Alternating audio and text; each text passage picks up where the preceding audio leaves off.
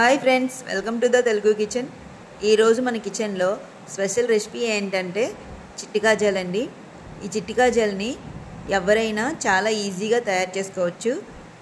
చిట్టి కాజాలని ఇలాగే తయారు చేసుకున్నామంటే సేమ్ స్వీట్ షాప్లో ఉన్న చిట్టి కాజాల్లాగే ఉంటాయండి, చాలా బాగుంటాయి. నెక్స్ట్ చిట్టి కాజాలని ఎలా తయారు చేసుకోవాలో మన వీడియోలో చూద్దాం. ఒక మిక్సింగ్ బౌల్ తీసుకొని ఇందులో ఒక కప్పు మైదా వేసుకోవాలి, చిటికెడి సాల్ట్, చిటికెడి బేకింగ్ సోడా వేసుకోవాలి. తర్వాత 2 స్పూన్స్ నెయ్యి వేసుకోవాలి.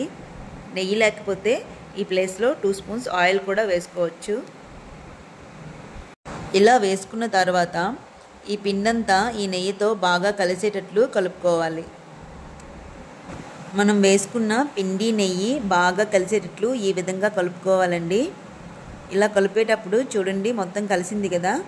ఇలా పిండిని ఉండలా కట్టేటట్లు కలుపుకోవాలి. ఇలా కలుపుకున్న తర్వాత గోరువెచ్చని నీళ్ళని ఇందులో వేసుకోవాలి. ఇలా గోరువెచ్చని నీళ్ళతో పిండిని కలుపుకోవటం వల్ల కాజాలు గుల్లగా క్రిస్పీగా వస్తాయి. ఈ నీళ్ళని పిండిలో కొంచెం కొంచెం వేసుకుంటూ కలుపుకోవాలి. మరీ ఎక్కువగా వేసామంటే ముద్ద పలచనైపోతుంది. ముద్ద పల్చగా అయిపోవటం వల్ల కాజాలని ఫ్రై చేసేటప్పుడు ఆయిల్ ఎక్కువగా పీల్చేసుకుంటాయండి. అందుకనే పిండి ముద్దని కొంచెం టైట్గా కలుపుకోవాలి. ఇలా కలుపుకున్న తర్వాత ఈ ముద్ద పైన కొంచెం నెయ్యిని కానీ ఆయిల్ని కానీ వేసుకొని ఈ ముద్దంతా పట్టేటట్లు ఈ విధంగా అప్లై చేసుకోవాలి. ఇలా అప్లై చేసుకున్న తర్వాత దీనిపైన మూత పెట్టుకొని 15-20 నిమిషాల వరకు దీన్ని నానబెట్టుకోవాలి. ఈ ముద్ద నానుతూ ఉంటుంది కదా. ఇప్పుడు మనం పంచదార పాకాన్ని తీసుకుందాం. ఒక గిన్నె పెట్టుకొని ఇందులో 1 కప్పు పంచదార వేసుకోవాలి. 1 కప్పు పంచదారకి 1 కప్పు వాటర్ వేసుకోవాలి. ఇలా వేసుకున్న తర్వాత స్టవ్ ఆన్ చేసుకొని ఈ పాకాన్ని గరిటెతో కలుపుతూ ఉండాలి. ఇలా పాకం తెరలేటప్పుడు 4 ఇలాచీల్ని ఇలా చీల్చుకుంటూ వేసుకోవాలి. ఈ పాకాన్ని జిగురు పాకం వచ్చేంత వరకు ఉడికించుకోవాలండి. చూడండి, ఈ విధంగా కొంచెం జిగురుగా ఉండేటప్పుడు స్టవ్ని ఆఫ్ చేసుకోవాలి. జిగురు పాకం ఎలా ఉంటుందంటే గులాబ్ జాముల పాకానికి తీగ పాకానికి మధ్యలో ఉంటుందండి. తర్వాత మనం ఫస్ట్ నానబెట్టుకున్న పిండి ముద్దని తీసుకోవాలి. ఈ పిండి ముద్దని మళ్ళీ కలపవలసిన అవసరం ఏమీ లేదు. తర్వాత ఈ పిండి ముద్దలోంచి ఒక చపాతీ సైజ్ అంతా పిండి ముద్దని తీసుకొని ఇలా కొంచెం పిండిని వేసుకొని ఈ పిండి ముద్దని ఈ పిండి పైన పెట్టుకొని ఇలా చపాతీలా రోల్ చేసుకోవాలి. మరీ మందంగా కాకుండా మరీ పల్చగా కాకుండా నార్మల్గా చపాతీ చేసుకుంటాం కదా, అలా చపాతీలా చేసుకుంటే సరిపోతుంది. ఇలా చపాతీ షేప్లో చేసుకున్న తర్వాత దీనిపైన మైదా పిండి చల్లుకోవాలి. నెయ్యి కానీ ఆయిల్ కానీ ఏమీ వేయనవసరం ఏమీ లేదు, మైదా పిండి వేసుకుంటే సరిపోతుంది. ఇలా మైదా పిండిని వేసుకున్న తర్వాత ఈ చపాతీని ఈ విధంగా రోల్ చేసుకోవాలి. చూడండి, స్టార్టింగ్ కొంచెం టైట్గా రోల్ చేసుకోవాలి. సగం వరకు ఇలా టైట్గా రోల్ చేసుకున్న తర్వాత ఈ విధంగా ఇప్పుడు ఈజీగా రోల్ అయిపోతుందండి. ఇలా రోల్ చేసేటప్పుడు లాస్ట్లో కొంచెం రోల్ చేయకుండా విడిచిపెట్టి దీనికి కొంచెం నీళ్ళు తడి పెట్టుకోవాలండి. ఇలా తడిపెట్టుకున్న తర్వాత మళ్ళీ దీన్ని ఈ విధంగా రోల్ చేసుకోవాలి. ఇలా రోల్ చేసుకోవడం వల్ల మనం కాజాలని ఫ్రై చేసేటప్పుడు కాజాలు అనేవి విడిపోకుండా నీట్గా వస్తాయి.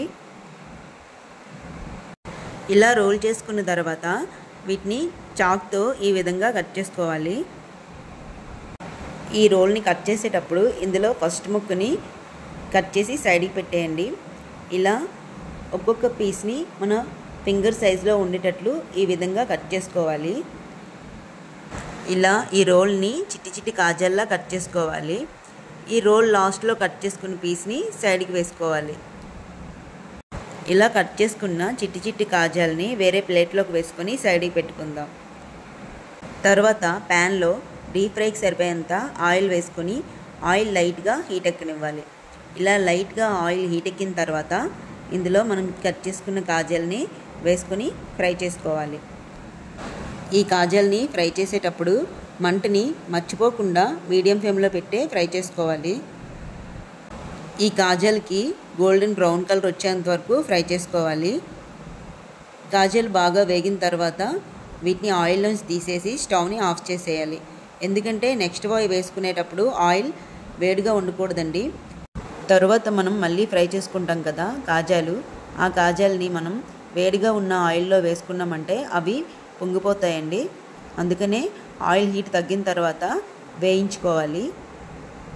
ఈ కాజాలని ఆయిల్లోంచి తీసుకున్న వెంటనే మనం తయారు చేసుకున్న పాకం ఉంది కదా, ఇందులో వేసుకోవాలి.